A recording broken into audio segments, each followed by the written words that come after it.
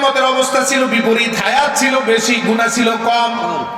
তার মানে আমরা 80 বছরে যেই গুনাহটা করি তারা 1100-1200 বছরও সেই গুনাহটা করতো না।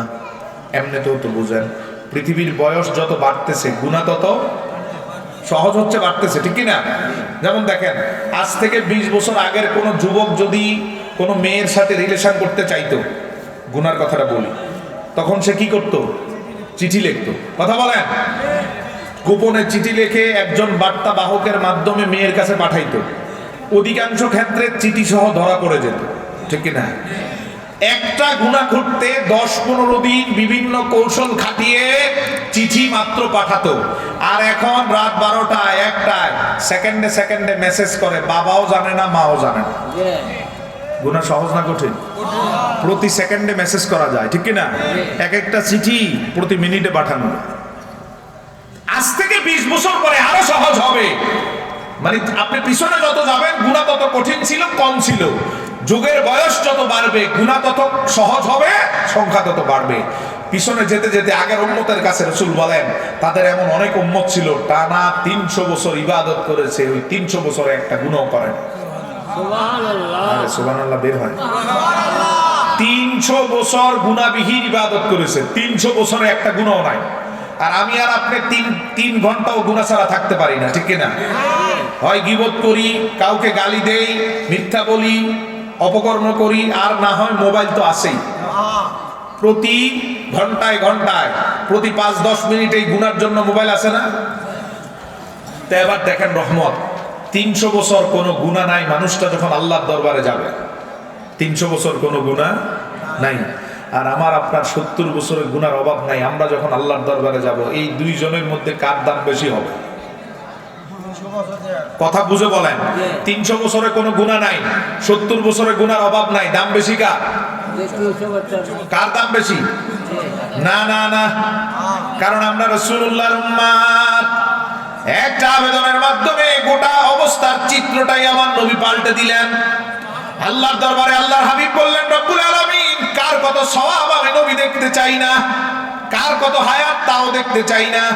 আমি নবী কিয়ামতের ময়দানে দেখতে চাই সব নবীর উম্মতের মাথার উপর যাতে আমার উম্মত থাকে। কিভাবে আমার উম্মতরে 1200-1300 বছরের পথ পাড়ি দিবেন আপনি জানেন। এই অল্প সময়ের প্রতিযোগিতায় আমার উম্মত কারো সাথে পারবে না, ঠিক কিনা? 1300 বছরের হায়াতের লোকটার আমল পাড়ি দিবেন 70 বছরে সম্ভব নয়। রাসূলুল্লাহ আল্লাহর দরবারে বললেন, আপনি রহমত দেন, সহজ করে দেন, বিকল্প রাস্তা দেন যাতে আমার উম্মত সব উম্মতের মাথার উপরে উঠে যেতে পারে। আল্লাহর হাবিবের একটা আবেদনের কারণে রব্বুল আলামিন কোরআনুল কারীমের সূরাতুল কদর নাযিল করলেন। কোন সূরা? সূরাতুল, এটা কোরআনে আছে? কোন দিকে আছে? প্রথম দিকে না শেষ দিকে? 28 না 29 পারা? হ্যাঁ, আল্লাহ রাব্বুল আলামিন বলেন লাইলাতুল কদরি খায়রুম মিন আলফি শাহর। ও আমার হাবিব, কিভাবে আপনার উম্মতরে সবার মাথার উপরে উঠাই দেখেন। আগের নবীর উম্মত একটানা 84 বছর ইবাদত করে যা পেত, আপনার উম্মত এক রাতে তার থেকে অনেক বেশি পাবে। সুবহানাল্লাহ। 84 বছর ইবাদত করে যা পেত আপনার উম্মত এক রাতে পাবে মাত্র 10টা রাত্রে। যদি আপনার উম্মত লাইলাতুল কদরের রাত্রে যদি গুরুত্ব দিতে পারে, একটা যদি সর্বনিম্ন 84 হয়, 10টা হবে 84 পূরণ 10 সমান কত? সমান কত? 84 পূরণ 10 সমান 840। মানে 10টা লাইলাতুল কদরের কারণে রাসূলের উম্মতের আমলনামায় কিয়ামতে লেখা থাকবে 840 বছরের চেয়েও বেশি সওয়াব। আল্লাহর হাবিব সান্ত্বনা দিয়ে বলেন, হ্যাঁ হ্যাঁ আমার উম্মতে সবার মাথার উপরে উঠবে, বয়স কম গুনাহ বেশি, কিন্তু আমার রহমতের কারণে থাকবে সবার উপরে। 120 কাতার হবে কিয়ামতে উম্মতের তালিকা, তার মধ্যে 80 কাতার আমার উম্মত, 40 কাতার বাকি নবীদের উম্মত। বড় আজীব তত্ত্ব শুনে না ওরে উম্মত, 40 কাতারের মাথার উপরেই থাকবে আমার 80 কাতার। রহমত নাই? আছে। যে আওয়াজ দিতেছেন রহমত আছে না নাই? তাহলে জগৎ গেল একটা, এর পরের জগতের নাম কবর জগৎ। কি জগৎ? ওই জায়গা থেকে রাসূলের রহমত থাকবে? কবরের ভিতরেও আছে। জোরে কম। আমি যদি বলি নাই, আমি বললাম নাই, আওয়াজ দেন জোরে। আমি যদি বলি নাই, কেন বারবার বললাম? কারণ বাংলাদেশে এক দল ইহুদিবাদী পেট্রো ডলারের লালিত মৌলবি বের হয়েছে, ঘুমটাওয়ালা, লামাজাবি আহলে হাদিস নামে আহলে খবিশ, চিনেন? বলে কি দেখেন, কয় কবরে নবীর রহমত নাই, নবী উম্মতরাও চিনবে না, নিজের মেয়ে ফাতেমাকেও চিনবে না। এত আস্তে নাউজুবিল্লাহ বলবেন। কবরে নবীর রহমত আছে না নাই?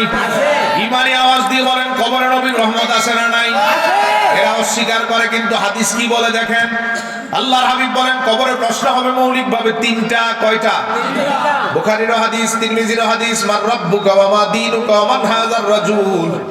রাসূল বলেন, কে তোমার রব? আল্লাহ জিজ্ঞাসা করাবেন ফেরেশতার মাধ্যমে, কি তোমার দিন? 3 নাম্বার প্রশ্ন, কে কি দিয়ে নয়। রাসূলের নূরের চেহারাটা সামনে তুলে ধরে বলবেন, এই মানুষটারে চিনো কিনা। আল্লাহু আকবার। আল্লাহর হাবিব বলেন, আমারে চিনাটাই হবে তোমার কবরের মূল পরীক্ষা। পবিতুফতানু, আমারে চিনাই হবে মূল কাজ। কারণ যেই ব্যক্তি আমারে চিনে, সে সহজেই আমার আল্লাহরে চিনে। নবীরে চিনা ছাড়া আল্লাহরে চিনার রাস্তা আছে তো? যেই ব্যক্তি আমারে চিনে, সে ইসলামও চিনে, ঠিক কিনা? মান রাব্বুকা ওয়া মা দীনুকা, সহজেই চিনবে আমারে যদি চিনে। আল্লাহর হাবিব আরো বলেন, আল কবরু রাউদাতুম মিন রিয়াদিল জান্নাহ আও হুফরাতুম মিন হুফারিন নার। কবরের চিত্রটা হবে দুইটা, হয় জান্নাতের টুকরা, না হয় জাহান্নামের টুকরা। আমারে দেখে চিনলে হবে জান্নাতের টুকরা, আমারে দেখে না চিনলে কবর হবে কি? জাহান্নামের। কথা কন না? দেখে চিনলে হবে জান্নাতের টুকরা, হাদিস। আর দেখে না চিনলে হবে জাহান্নামের টুকরা। কিভাবে রাসূলের রহমত আপনার কবরে আল্লাহ পৌঁছাবেন দেখেন। মুসলিমের বর্ণনা, সহিহ মুসলিম। আল্লাহর হাবিব বলেন, আমার নূরের চেহারাটা দেখে যদি তুমি চিনে যাও, 6টা নিয়ামত তোমার কবরে পাঠিয়ে দিয়ে কবরটারে জান্নাতের বাগান করে দিবেন আল্লাহ। আল্লাহু আকবার। কয়টা নিয়ামত? 6টা। আমারে চিনলে 6টা নিয়ামত তোমার কবরে পাঠিয়ে দিবেন আল্লাহ। কি কি নিয়ামত দেখেন হাদিস। আল্লাহর হাবিব বলেন, আফরিসুহু মিনাল জান্নাহ। রাসূলুল্লাহ বলেন, আমার নূরের চেহারাটা দেখে যদি তুমি চিনে যাও, ডাক দিয়ে আমার আল্লাহ বলবেন, আমার যেই বান্দাটা রাসূলের চেহারা দেখে চিনে গেছে, ওই বান্দার কবর আমি আর আগের মতো রাখবো না। এই মুহূর্তে বান্দার পিঠের নিচে জান্নাতের তোশক বিছিয়ে দাও। কি আসবে? কথা কোন সবাই? আচ্ছা, আসলে কি কোনো লাভ হবে? হ্যাঁ, ধরেন জান্নাতের তোশকটা আপনার পিঠের নিচে আসলো, লাভ আছে? কি লাভ? নিচের সাপ, বিচ্ছু, বিষধর কিছু আর এই বিছানা ভেদ করে আপনার পিঠে আসতে পারবে, শরীরে আসতে পারবে। আল্লাহু আকবার। তো রহমত নাই? আছে। আওয়াজ দেন না কেন জোরে? রহমত আছে না নাই? আল্লাহর হাবিবের চিনার কারণে রহমত চলে আসলো, জান্নাতের বিছানা। এবার 2 নাম্বার রহমত, রাসূল মুসলিমের হাদিসে বলেন, ওয়াল বিসুহু মিনাল জান্নাহ। আমার নূরের চেহারাটা দেখে যদি চিনে যাও, সাথে সাথে ডাক দিয়ে আমার আল্লাহ বলবেন, দুনিয়ার মানুষ তো তারে সামান্য সাদা কাপড়ে দাফন করে দিল, আমি আল্লাহ এই সামান্য কাপড়টা শরীরে দেখতে চাই না, টান দিয়ে ছিঁড়ে খুলে ফেলে দাও। আল্লাহর আদেশ মতো ফেরেশতারা টান দিয়ে কাপড়ের কাপড়গুলো ছিঁড়ে খুলে ফেলে দিবে। আল্লাহ বলবেন, আমার বান্দা যেহেতু নবীরে চিনে, এই দামি বান্দার শরীর আবৃত করার জন্য জান্নাতের পোশাক আনো। আছে না নাই? তোশকটাও চলে আসলো জান্নাত থেকে, কাপড়টাও জান্নাতের। এবার 3 নাম্বার নিয়ামত ঘোষণা করেন, আমার রাসূল যদি আমারে চিনো, ডাক দিয়ে আমার আল্লাহ বলবেন, ওয়াসি কবরাহু বাদা বাসারি। মানুষ তো তোমারে 3.5 হাত বাই 2 হাতের কবরে রেখে আসলো, ঠিক না বেটা? ছোট না বড়? ছোট না বড়? না বড়। আওয়াজ মনে হয় একবারে দুল করে দেয়। এই 3.5 হাত আর 2 হাতের কবর ছোট না বড়? ছোট। আল্লাহ রাব্বুল আলামিন বলবেন, যেহেতু আমার নবীরে চিনে, আমি তার কবরটারে এত ছোট রাখবো না, বড় করে দিব। কত বড় দেখেন। আল্লাহ বলবেন, আমার বান্দাটারে বসানো হবে। এবার আল্লাহ বলবেন, বান্দারে বলো চোখ খুলে তাকানোর জন্য। চোখ খুলে আমরা তাকাবো।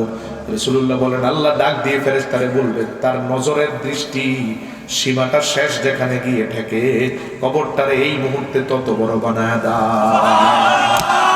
চোখটা খুললে কি দেখেন? উপরে তাকাইলে, উপরে তাকালে কি দেখেন? সেই মুসলিমের হাদিস সাক্ষী রেখে আজকে আকীদা নেন।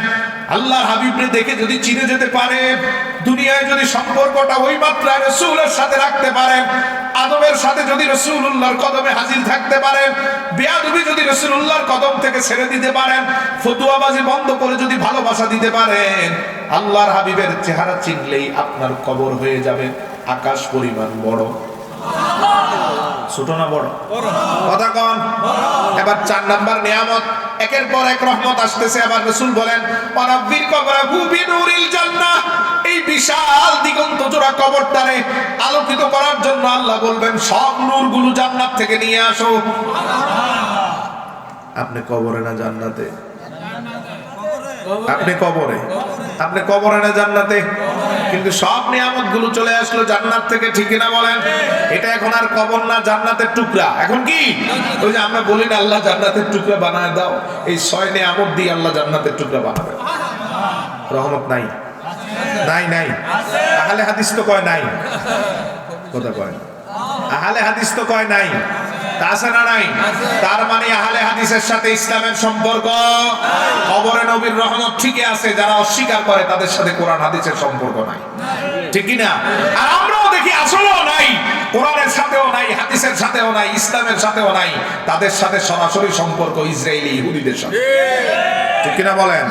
এজন্য যত বিবৃতি দেয়, বক্তব্য দেয়, সবগুলো ইহুদিদের কাছে যায়। এক শায়েখ বলতেছে কয় ইহুদিরা এখন আর শিরিক করে না, অতএব ইহুদিদের সাথে যুদ্ধে জয় হওয়া সম্ভব না।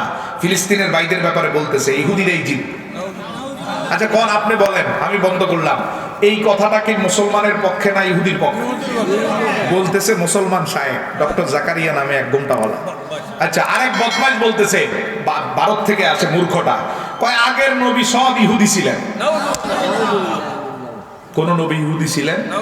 মিথ্যা তথ্য দিয়ে ইহুদিদেরকে খুশি করতে চায়, এজন্যই করতে চায় কারণ ইহুদিদের পেট্রো ডলারে তোমাদের পেট চলে, ঠিক কিনা বলেন? এজন্য তোমরা ইহুদিদের পক্ষেই সাফাই গাও, যত বক্তব্য দাও সব ইহুদিদের পক্ষে। ইহুদিরা ইসরাইল ফিলিস্তিনে আক্রমণ করে, কোনো বিবৃতি নাই। ফিলিস্তিনে একবার আক্রমণ করছে, এরা একের পর এক বিবৃতি দেওয়া শুরু, কারণ কলিজায় গিয়ে আঘাত করছে, ঠিক কিনা? যেখান থেকে অর্থের যোগান সেখানে আঘাত করার পর আর শায়েক চুপ থাকতে পারে? তো তোমাদের সম্পর্ক ইসলামের সাথে না, তোমাদের সম্পর্ক ইসরায়েলের সাথে, ঠিক কিনা বলে? নবীর রহমত আছে না নাই? এবার 5 নাম্বার রহমত কত বড় দেখেন, আপনার কবরেও হবে যদি সম্পর্কটা রাসূলের সাথে জাগায় দিতে পারেন। আল্লাহর হাবিব বলেন যদি আমার নূরের চেহারাটা দেখে চিনতে পারো, তোমার কবরে তোমারে আর কেউ নয়, ঘুম পাড়ায় দিবেন স্বয়ং আমার আল্লাহ। কে ঘুম পাড়াবেন? মা যেমন তার শিশুরে ঘুম পাড়ায়, আল্লাহ ঘুম পাড়াইবেন। নবী শব্দগুলো বলে দেন, আল্লাহ বলবেন নাম নাম নাম কানাউমাতিল আরুস, আল্লাহ বলবেন বান্দা ঘুমাও ঘুমাও ঘুমাও, কোনো চিন্তা নাই, সব দুশ্চিন্তা আমি আল্লাহ নিজে সরাই দিছি। ঘুম পাড়াবেন কে? আল্লাহ। রহমত তো নাই, কবরে আছে না নাই? 6 নাম্বার রহমত, এবার রাসূলুল্লাহ সরাসরি ঘোষণা করেন আফতাহু লাহু বাবান ইলাল জান্নাহ, ডাক দিয়ে আমার আল্লাহ বলবেন যেহেতু এই বান্দার সম্পর্ক নবীর সাথে, কার সাথে? নবীরে দেখে চিনলো কিনা? সম্পর্ক কার সাথে? আল্লাহ বলেন যেহেতু বান্দার সম্পর্ক নবীর সাথে, এজন্য এই বান্দার কবরের সম্পর্ক আমি আল্লাহ সরাসরি করে দিব জান্নাতের সাথে। রাসূল বলেন আফতাহু লাহু বাবান ইলাল জান্নাহ, আল্লাহ বলবেন ফেরেশতারা, ও ফেরেশতারা এই কবর থেকে জান্নাত পর্যন্ত সরাসরি দরজা খুলে দাও। আওয়াজ দাও। আপনাদের খুব কষ্ট হইতেছে? হ্যাঁ, তো রহমত আছে না নাই? দুনিয়া তো রাসূলের রহমত, কবরেও রহমত, হাসরে নাই। হাসরে নাই?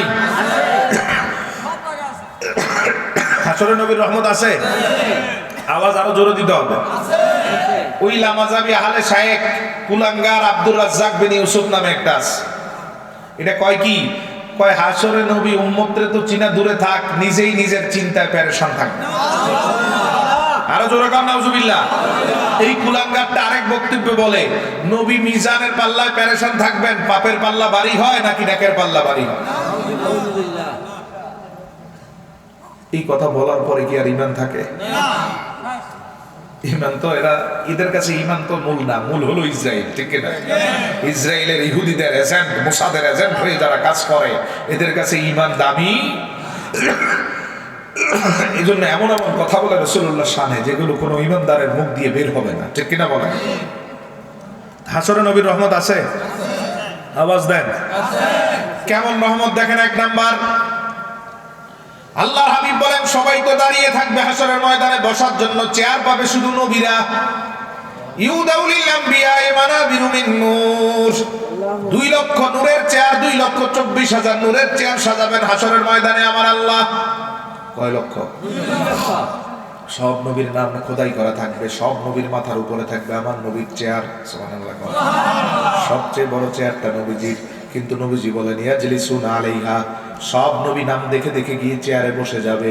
বসার পরে দেখা যাবে একটা চেয়ার খালি, সেটা আমার, আমি বসবো না। রাব্বুল আলামিন জিজ্ঞেস করবেন হাবিব কেন বসেন নাই?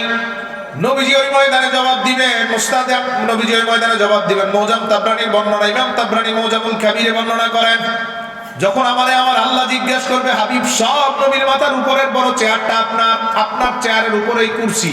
সুবহানাল্লাহ। এত বড় চেয়ারের পরেই কেন বসেন না? রাসূল বলবেন আমার উম্মতের পেরেশানিতে রেখে আমি নবী চেয়ারে বসবো না। একটু চিন্তা করে দেখেন, সব নবী চেয়ার পাওয়ার পরে বসে গেছে, ঠিক কিনা? কোন নবী উম্মতের চিন্তা করে নাই। নূর নবীজি আমাদের চিন্তার কারণে চেয়ারে বসবেন না। রব্বুল আলামিন জিজ্ঞাসা করবেন কি আপনার চাহিদা চাওয়া আমার কাছে বলেন, কারণ আমি সূরা দুহাতে আপনারে আগেই ওয়াদা করে রেখেছি, ওয়ালা সাওফা ইউতিকা রাব্বুকা ফাতারদা। ও হাবিব, কিয়ামতের ময়দানে আপনার সন্তুষ্টি পর্যন্ত আমি আল্লাহর দেওয়া বন্ধ হবে না।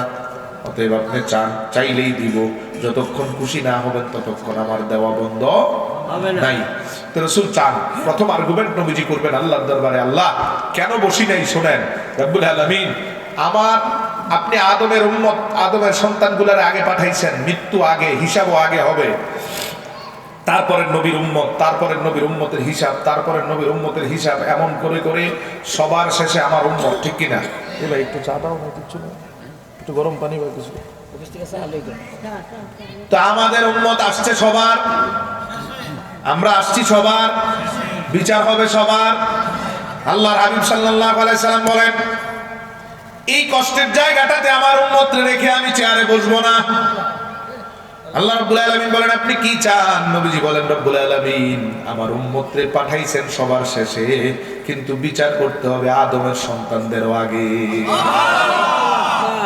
আমাদের শেষের বিচারটারে যিনি আগায় নিয়ে আসবেন তিনি রাহমাতুল লিল আলামিন। রহমত আছে না নাই?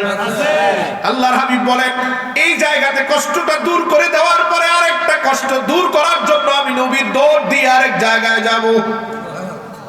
ওই কষ্টটা আরো বড় কষ্ট। সূর্যটা এখন লক্ষ কোটি মাইল দূর থেকে তাপ দেয়, ঠিক কিনা? শরীরে তাপ লাগে? কথা কও। লাগে। বুখারীর বর্ণনা, সূর্য আস্তে আস্তে একটা সময় 1 হাত বা 1 বিগত মাথার উপরে আসবে কিয়ামতের মাঠ। এক বিগত আসলে কি হবে নবীজি বলেন না, এইটুকু বলছেন যখন আসতে থাকবে মাথাটা ফেটে মগজগুলো নাক দিয়ে নাকের সর্দির পানির মতো পড়তে থাকবে। আসতে থাকবে, আবার মাথা জোড়া লাগবে, আবার ফাটবে, আবার জোড়া লাগবে, আবার ফাটবে। প্রতি সেকেন্ডে কতবার এমন হবে একমাত্র জানে কে? আল্লাহ। সহ্য করতে পারবেন? কেউ পারবে? আল্লাহর হাবিব বলেন এই কষ্টের মধ্যে তো আমি আমার উম্মতকে ছেড়ে দিতে পারি না। এজন্য আমি রাসূল ওই জায়গা থেকে দৌড় দিয়ে চলে যাব হাউজে কাউসারের গোড়ায়। নাম কি? সবাই বলেন। এটা কি আল্লাহ নবীরে দিবেন না দিবেন? হ্যাঁ দিবেন, দিবেন না দিবেন?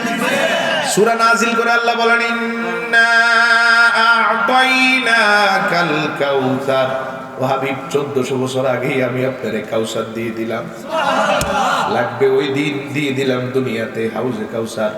সাহাবায়ে কেরাম বলেন ইয়া রাসূলুল্লাহ হাউস তো বুঝলাম 4 অ্যারাউন্ডের একটা কূপ, আপনার হাউসটারে আল্লাহ কত বড় বানাবেন?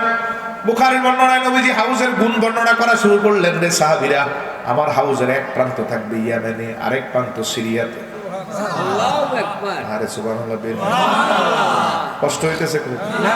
মানচিত্রটা হাতে নেন, দেখবেন ইয়েমেন, সৌদি আরব, ইরাকের অংশ, জর্ডান, লেবানন, ফিলিস্তিন, তারপরে সিরিয়ার অংশ। তার মানে এই কয়েক রাষ্ট্রের উপর দিয়ে বিশাল এক হাউস হবে, এটার নাম হাউজে কাউসার।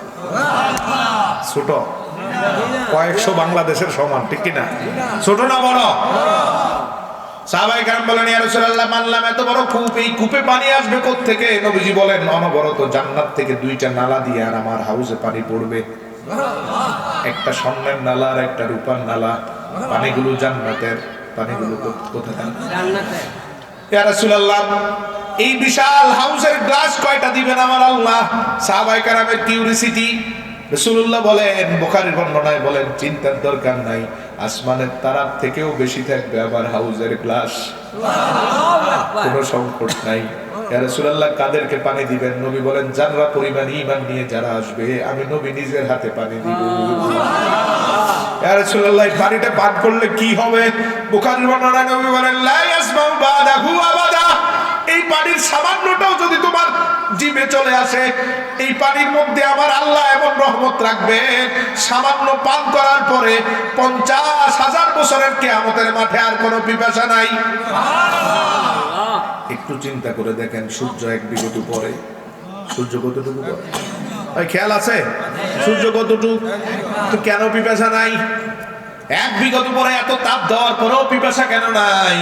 নবীজি বলে দিলেন, আমার হাউসের পানির শক্তি এত বেশি, রহমত এত বেশি থাকবে, পানিটা পান করার পরে এক বিগত কেন, সূর্যটা মাথায় লাগলেও আমার উম্মতকে আর কষ্ট দিতে পারবে না। ওই ময়দানে সূর্যের কষ্ট থেকে যিনি আমাদের রক্ষা করবেন, তিনি রাহমাতুল লিল আলামিন। রহমত আছে না নাই? আমার ভাইরা, রাসূলুল্লাহ বলেন, এবার খেয়াল করেন, বুখারীর বর্ণনা, আল্লাহর হাবিব বলেন, কত উম্মত আদমের কাছে এসে বলবে, আদম, আপনি আমাদের সবার বাবা, একটু আল্লাহরে বলে সূর্যটারে দূর করায় দেন, কষ্ট সহ্য হয় না। আদম আলাইহিস সালাম বলবেন, ইন্না রাব্বী কাদ গাদিবাল ইয়াওমা গাদাবান শাদীদা লাম ইয়াগদাব মিসলাহু ক্বাবলাহু ওয়া লা ইয়াগদাব মিসলাহু বাদা। বুখারীর শব্দ আমি বলছি। আদম বলবেন, আল্লাহর এমন রাগ আগেও দেখি নাই, পরেও দেখব না। এই রাগের মধ্যে আমি আল্লাহর দিকে তাকাইতেও পারবো না, কথা বলা অনেক দূরে। এই কথা বলে আদম নিচের দিকে তাকাবেন। কোন দিকে? নিচের দিকে। জবাব দেন না একটু। আদম বলবেন, নূহের কাছে গিয়ে দেখো পারে কিনা। নূহ বলবেন, আমিও পারবো না এমন রাগে আল্লাহর সাথে কথা বলতে, তাকাইতেও পারবো না নিচের দিকে। নূহ তাকাবেন। বলবেন, ইব্রাহিমের কাছে যাও, বুখারীর 2.5 পৃষ্ঠার হাদিস। ইব্রাহিম বলবেন, আমিও পারবো না, নিচের দিকে তাকাবেন। ইব্রাহিম বলবেন, মূসার কাছে যাও। মূসা আলাইহিস সালাম বলবেন, আমিও পারবো না, ঈসার কাছে যাও। ঈসা বলবেন, এমন রাগে কোন নবী আল্লাহর সাথে কথা বলতে পারবে না, সম্ভব নয়। এই ময়দানে কোন নবী আল্লাহর সাথে কথা বলবেন না, কথা বলবেন শুধু একজন, তিনি মুহাম্মাদুর রাসূলুল্লাহ। কথা বলবেন তো শুধু মুহাম্মাদুর রাসূলুল্লাহ। এই হাদিসে রাসূল স্পষ্ট করে দিলেন, সব নবী তাকায় থাকবেন নিচের দিকে। কোন দিকে? কোন নবী আল্লাহর দিকে তাকাইতে পারবে না। এবার মুসনাদ আহমদের হাদিসে নবী কি প্রশান্তির বাণী দেন? রাসূল বলেন, ইস্তাশারানি বি রাব্বি কাইফা আফআলু বিহিম। যে ময়দানে সব নবী তাকায় থাকবে নিচের দিকে, ওই ময়দানে আমি তাকাবো আল্লাহর দিকে, আল্লাহ তাকাবেন আমার দিকে। এটাই হাসরের মাঠ। সব নবী নিচের দিকে তাকিয়ে আছে, আমি নবী আল্লাহর দিকে তাকাবো, আল্লাহ আমার দিকে তাকাবেন।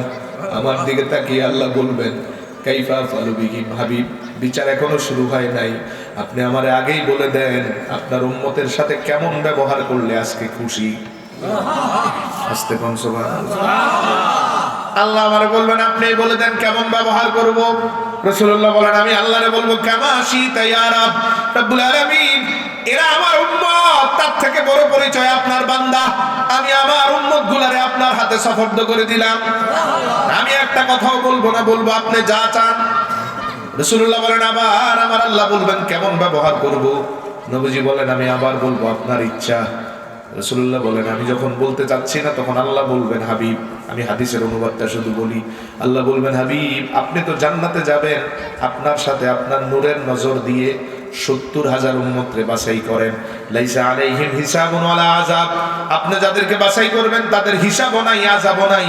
বিনা হিসাবে আপনার রহমতের কারণে আমি নবী, আমি আল্লাহ এই 70,000 জান্নাতে দিয়ে দিব। কত হাজার? এই পিছনের ভাইয়েরা কি ভাই, কথা বের হয় না? কত হাজার? বিনা হিসাবে জান্নাতে। খুশি না বেজার? আওয়াজ দেন আরো জোরে, খুশি না বেজার? নবী বলেন, না আমি খুশি না।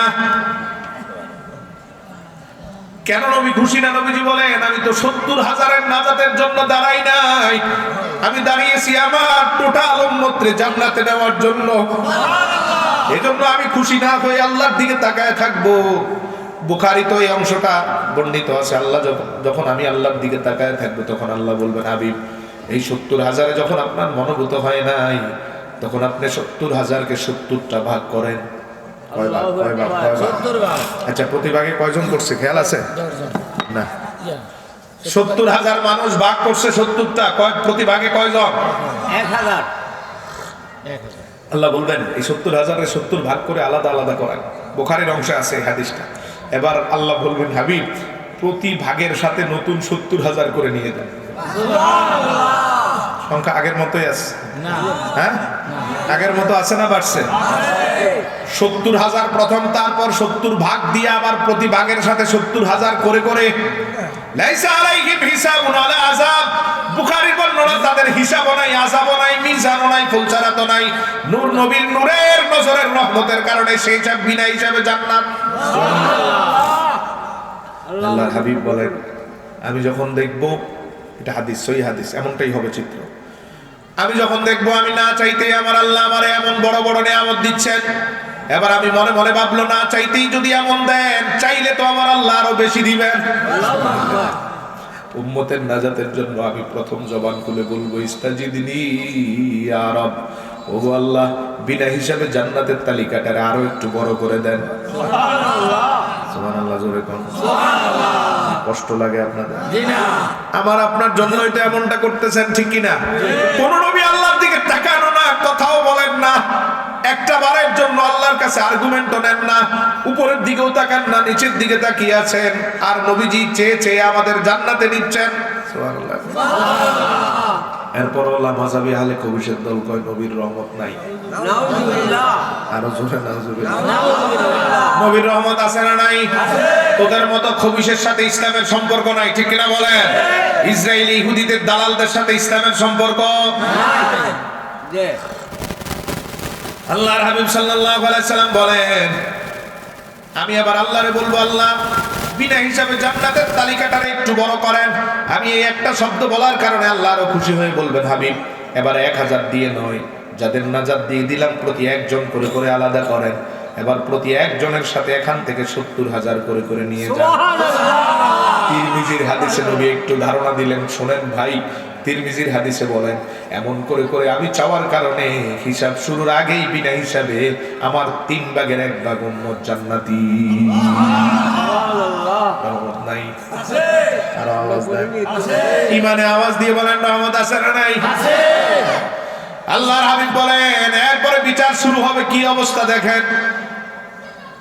আনাস ইবনে মালিক নবীজির কাছে এসে বলেন, ইয়া রাসূলুল্লাহ, কিয়ামতের ময়দানে যদি আমি আটকে যাই, আমি আপনার কাছে সুপারিশ ভিক্ষা চাইতে আসলাম, যদি আটকে যাই আপনি আমার জন্য সুপারিশ করবেন। সালতুন নবী সাল্লাল্লাহু আলাইহি ওয়াসাল্লাম আইয়াশফা আলী ইয়াউমাল কিয়ামah, আপনি আমার জন্য সুপারিশ করবেন। নবী বলেন, অবশ্যই করব। সুবহানাল্লাহ। আনাস সুপারিশ চাইছে কার কাছে? নবীজির কাছে। বলেন না, কার কাছে চাইছে? একটা মাসালা আছে, এজন্য জিজ্ঞেস করতেছি, কার কাছে চাইছে? নবীজির কাছে। সাহাবী সুপারিশ চাইছে নবীর কাছে, ঠিক তো? বাংলাদেশি আহলে হাদিস কয় নবীর কাছে সুপারিশ চাওয়া হারাম। নাউযুবিল্লাহ। কোন এদের সাথে ইসলামের সম্পর্ক আছে? প্রতি পদে পদে এরা রাসূলের সাথে গাদ্দারি করে, ঠিক কিনা বলেন? সাহাবী রাসূলুল্লাহর কাছে সুপারিশ চাইছেন, আমরাও চাইবো নবীর কাছে, ঠিক কিনা? নবীরে আল্লাহ ক্ষমতা দিবেন, এখন নবীর কাছে চাওয়া মানে আল্লাহর কাছে চাওয়া। যেমন হাউজে কাউসারের পানি কার হাতে থাকবে? নবীজির কাছে। তো রাসূলুল্লাহর সামনে গিয়ে রাসূলের কাছে পানি চাওয়া, এর মানে হচ্ছে আসলে আল্লাহই তো নবীরই দিবেন, ঠিক কিনা? নবীর তো নিজের আলাদা কোনো ক্ষমতা, নবীরে সব দেন কে? আরো জোরে কম। রাসূলকে সব দেন কে? আল্লাহর হাবিব সাল্লাল্লাহু আলাইহি সাল্লাম বলেন, আনাস তোমারে অবশ্যই করব। আনাস ইবনে মালিক বলেন, এত বিশাল মাঠে কোথায় আপনারে খুঁজে পাবো একটু বলে দেন। নবীজি 3টা স্টেশনের নাম বললেন। আসলে স্টেশন বলা উদ্দেশ্য রাসূলুল্লাহ না। নবীজি বললেন, রে আনাস, প্রথম ফাতলুবনি ইনদাস সিরাত, হাশরের ময়দানে সবচেয়ে কঠিন যেই জায়গা, ওই জায়গার নাম সিরাত। ফুলসিরাত কি নাম? ফুলসিরাত। বুখারীর হাদিসে নবী বলেন, জিসরুন আলান নার, জাহান্নামের উপর একটা ব্রিজ বানাবেন আল্লাহ, সূক্ষ্ম তীক্ষ্ণ ধারালো ব্রিজ। ওই ব্রিজটা বানানোর পর আপনারে আমারে আল্লাহ পার করতে নিয়ে গিয়ে বলবেন, পার হও। পার হতে পারলে জান্নাত, না পারলে ব্রিজটা তো জাহান্নামের উপর, ঠিক কি না? এটাই ফুলছাড়া, জাহান্নামের উপর ব্রিজ, এটাই ফুলছাড়া। রাসূলুল্লাহ সাল্লাল্লাহু আলাইহি সাল্লাম বলেন, প্রথম আমারে খোঁজার দরকার হলে খুঁজবা ফুলছাড়াতে, গিয়ে দেখবা আমি নবী ফুলছাড়াতে হাজির। নবী নাই, নাই নাই নাই, আরো জোরে বলেন আছে না? রাসূল বলেন, আমি হাত তুলে আল্লাহর দরবারে অসংখ্য বান্দারে ফুলছাড়াতে ঝুলে থাকে আমার অসংখ্য উম্মতরে ওই ময়দানে আমি জান্নাতে নিব। 3 ভাগের 1 ভাগ আগেই গেছে, আর 2 ভাগ আছে, ঠিক কি না? এখান থেকে কিছু কিছু করে নবীজি হালকা করতেছেন। আল্লাহর হাবিব আনাস বলেন, এরপরে যদি আমারে খোঁজার দরকার হয় খুঁজে নিও মিজানের জায়গায়। মিজান কি নাম? মিজান, আমল পরিমাপের জায়গায়। আল্লাহর হাবিব বলেন, মিজানের ডান পাশে গিয়ে দেখবা আমি সেখানেও হাজির। নাই নাই, জোরে কর, নবী আছে না নাই? আল্লাহর হাবিব বলেন, হাউজে কাউসার তো আমার হাতেই থাকবে। নবীজি মূলত জায়গাগুলো বলা মূল উদ্দেশ্য না, নবীজি বুঝাই দিলেন, রে আনাস, এই বিশাল ময়দানে আমি নবীরে খুঁজে বের করার দরকার হবে না, বরং আমার উম্মত যে যেখানে বিপদে পড়বে আমি নবী উম্মতকে তরানোর জন্য সেখানে হাজির। কারো বিপদ ফুলছাড়াতে আমি আছি, কারো বিপদ মিজানে আমি আছি, কারো বিপদ হাউজে কাউসারে আমি আছি, কারো বিপদ আমল নামা বন্টনের সময় আমি আছি। সুবহানাল্লাহ, সুবহানাল্লাহ বলেন। আছে না নাই? নবী আছেন না নাই? নবীর রহমত আছে না নাই? এমন করে করে আরো অসংখ্য উম্মতরে নবীজি জান্নাতে দিয়ে দিলেন। এখন বাকি আছে শুধু ফুলসিরাত পার হতে গিয়ে যারা পারে নাই, পড়ে গেছে জাহান্নামে, এরা জাহান্নামে আছে, আর বাকি সব উম্মত জান্নাতে চলে গেছে। সুবহানাল্লাহ কর। জাহান্নামীদেরকে তো নবী ভুলে যাবেন? জি না। হ্যাঁ, আমরাও তো পড়ে যেতে পারি, ঠিক কিনা? পড়বে কারা জানেন? আমি লিস্ট দেই। 1 নাম্বার, সকল সুদখোর ফুলসিরাত পার হতে পারবে না, জাহান্নামে পড়বে। সুদখোর ফুলসিরাত পার হতে পারবে? জোরে বলেন। ফিক্সড ডিপোজিট ওয়ালা ফুলসিরাত পার হতে পারবে? এফডিআর ওয়ালা, এফডিআর এর ইন্টারেস্ট, এফডিআর এর এগেইনস্টে ইন্টারেস্ট গ্রহণকারী ফুলসিরাত পার হতে পারবে? জীবন মরণ বিমান নামে যারা সুদ খায় ফুলসিরাত পার হতে পারবে? বেনামাজি, পর্দাহীন নারী, পরকীয়া সম্পর্কে জড়িয়ে যাওয়া যুবক যুবতী, বিয়ের আগে রিলেশনে জড়ানো মানুষ, এগুলো কেউ ফুলসিরাত পার হতে পারবে? পড়ে যাবে কই? নামাজ পড়ে না, কই যাবে? এবার সিদ্ধান্ত নেন, আপনি যদি ফুলসিরাত পার হতে গিয়ে নিচে পড়ার ইচ্ছা জাগে তাহলে এই কাজগুলো করেন। আর যদি মনে করেন এত বিশাল এই কঠিন জায়গায় আমারে অবশ্যই পাড়ি দিতে হবে, তাহলে এই বিপদের কাজগুলো করা যাবে। রহমত আছে না নাই? আল্লাহর হাবিব বলেন, জাহান্নামীদেরকেও আমি নবী ভুলবো না, বরং জাহান্নামী যখন আগুনে জ্বলতে থাকবে আমি আল্লাহর দরবারে তত বড় করে রহমত চাইতে থাকবো। এতক্ষণ আমি আল্লাহর দরবারে রহমত চাইলাম হাত তুলে, কথা বলে, আল্লাহর দিকে তাকিয়ে, কিন্তু যখন দেখবো আমার উম্মত জাহান্নামে জ্বলে আমি আর সহ্য করতে না পেরে আল্লাহর সামনে সিজদায় পড়ে যাব। যেহেতু জাহান্নামীরা কষ্টে আছে, এজন্য আমি সিজদায় পড়বো। সিজদায় পড়ার পরে আল্লাহ কি বলবেন? বুখারী, আল্লাহ বলবেন, ইরফা রাসাকা ইয়া মুহাম্মদ, ওগো হাবিব মাথা উঠান, আর নামিয়ে রাখার দরকার নাই। সালতুতা ওয়াসফা তুসাফা ওয়া কুল তুসমা, এই ময়দানে আপনারে আমি আল্লাহ আগেই ওয়াদা দিয়ে দিয়েছি, আপনি চাইলেই দিব, বললেই শুনবো, সুপারিশ করলেই জান্নাতি বানাবো। আল্লাহু আকবার কর। মাথা উঠিয়ে নবীজি বলবেন, পুরো ময়দানে একটাই আওয়াজ দেখবো আমি, নাফসি নাফসি। সব নবীরা কি বলতেছে? আমি মাথা উঠানোর পরে আমি নবীদের মতো আওয়াজ দিব না, আমি ব্যতিক্রম আওয়াজ দিয়ে বলবো, উম্মতি উম্মতি। রব্বুল আলামিন আমার জাহান্নামী উম্মতগুলোরে বের করান। আমি এই আওয়াজ দেওয়ার পরে ফায়াহুদ্দুলি হাদ্দান, রব্বুল আলামিন জাহান্নামে একটা সীমানা দিয়ে বলবেন, এই সীমার ভিতরে নবীর যত উম্মত রাসূলের রহমতের কারণে বের করে জান্নাতে নিয়ে যাও। আমি বলার কারণে সাথে সাথে এখান থেকে বের করে জান্নাতে নিয়ে আসবে। রহমত নাই, আওয়াজ দেন, রহমত আছে না নাই? আরো জোরে বলেন। আল্লাহর হাবিব সাল্লাল্লাহু আলাইহি সাল্লাম বলবে, এবার তাকিয়ে দেখবো সবাই তো বের হতে পারে নাই, আমি আরেকটা সেজদা দিব। 2 নাম্বার সেজদা। কত নাম্বার? দ্বিতীয় সেজদায় পড়ার পরে আল্লাহ আবার বলবেন, মাথা উঠায় বলেন, আমি আবার বলবো, উম্মতি উম্মতি। আমার জাহান্নামী উম্মতগুলো কষ্টে আছে, বের করেন। আমার এই কথার পরে রব্বুল আলামিন আরেক দলকে বের করে জান্নাতে দিয়ে দিবেন। এবার তাকায় দেখবো দাগি দাগি আসামিগুলো সারা সবাই বের হয়ে গেল, আরেকটা সেজদা দিব। আল্লাহ বলবেন হাবিব আর কত সেজদা দিবেন? এবারের পর যাতে আর সেজদা দিতে না হয় এজন্য রব্বুল আলামিন বলবেন আখরিজ মান ক্বালা লা ইলাহা ইল্লাল্লাহু মুখলিসা। রব্বুল আলামিন বলবেন হাবিব আর সেজদা দেওয়ার দরকার হবে না। এবার আপনি জাহান্নামের দিকে তাকিয়ে জীবনে একবার যারা লা ইলাহা ইল্লাল্লাহু মুহাম্মাদুর রাসূলুল্লাহ এই সাক্ষ্যটা একবার যারা অন্তর থেকে দিয়েছে ওই সমস্ত সব উম্মতগুলোরে জাহান্নাম থেকে বের করে নেন। আল্লাহর হাবিব সাল্লাল্লাহু আলাইহি সাল্লাম বলেন এই সুযোগ দেওয়ার পরে আমি যখন বের করব, বের করার পরে তাকিয়ে দেখবো আমার আর একটা উম্মত জাহান্নামে নাই। আছে না নাই? রাসূলুল্লাহ বলেন এতক্ষণ আমি জান্নাতের দরজায় যাই নাই, আমি আমার উম্মতের জন্য ব্যস্ত ছিলাম। মুসলিমের শেষ হাদিস, মুসলিমের হাদিস এটা বলেই শেষ। আল্লাহর হাবিব সাল্লাল্লাহু আলাইহি সাল্লাম বলেন আমি আমার উম্মত নিয়ে ব্যস্ত, এই জন্য জান্নাতের দরজায় যাই নাই। জান্নাতকে বাইপাস করে করে জান্নাতের দরজায়, উম্মতকে বাইপাস করে করে জান্নাতের দরজায় পাঠাচ্ছি। কত নবী জান্নাতের দরজায় গেল। আদম আলাইহিস সালাম গিয়ে জান্নাতের দরজা নক করলো এভাবে, ভিতর থেকে ফেরেশতা বলে মান আনতা, কে আপনি? আদম বলে আনা আদম সফিউল্লাহ, আমি আদম আসছি, খোলো। ফেরেশতা কয় খোলার অনুমতি নাই। আদম ফিরে গেল, ইব্রাহিম আসলো। ইব্রাহিম আলাইহিস সালাম এসে নক করলেন, বলেন আমি ইব্রাহিম আসছি, আল্লাহর বন্ধু খলিলুল্লাহ, খোলো। ফেরেশতা বলে খোলার অনুমতি নাই।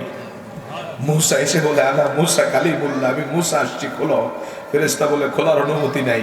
ঈসা আলাইহিস সালাম এসে বলে আনা ঈসা রূহুল্লাহ, মানুষ আমারে আল্লাহর শক্তি ডাকতো, আমি ফু দিলে মৃত ব্যক্তি জীবিত হয়ে যেত, অন্ধ ব্যক্তির চোখ ভালো হয়ে যেত, এজন্য মানুষ আমারে বলতো আল্লাহর শক্তি রূহুল্লাহ, খোলো। ফেরেশতা বলে খোলার অনুমতি নাই। নবীজি বলেন এতক্ষণ আমি আমার উম্মতের কারণে যাই নাই। সব উম্মত যখন জাহান্নাম থেকে বের হওয়ার সেফটি পেয়ে গেল, আমিও আল্লাহর দরবারে সন্তুষ্ট প্রকাশ করে জান্নাতের দরজায় আসলাম। দরজায় এসে আমি নক করলাম, দরজায়। ফেরেশতা বলল মান আনতা, কে আপনি? যখন আমার পরিচয় জানতে চাইলো আমি বললাম আনা মুহাম্মাদুর রাসূলুল্লাহ।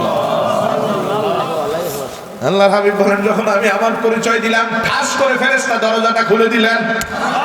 ফেরেশতা বের হয়ে বললেন কেন এতক্ষণ খুলি নাই? সময়মতো সব নবী দাঁড়িয়ে থাকবে, ফেরেশতা জানান দিবেন আমার আল্লাহ নিষেধ করে দিয়েছেন আর বলে দিয়েছেন আজকের এই ময়দানে জান্নাতের দরজা মুহাম্মদ ছাড়া যাতে কারো জন্য খোলা না হয়। ওয়া আরসালনাকা ইল্লা রাহমাতাল লিল আলামিন। রহমত আছে না নাই? দুনিয়ায় আছে, কবরে আছে, আরো জোরে আওয়াজ দিতে হবে, দুনিয়ায় আছে, কবরে আছে, হাসরে আছে। এবার সর্বশক্তি দিয়ে একটা ডাক দিয়ে বলেন ইয়া রাসূলুল্লাহ, আর আওয়াজ দিয়ে বলেন ইয়া রাসূলুল্লাহ। আল্লাহর নবীর রহমতের আওতায় আমাদের মতো গুনাহগারদের আল্লাহ কবুল করুক, বলেন আমিন।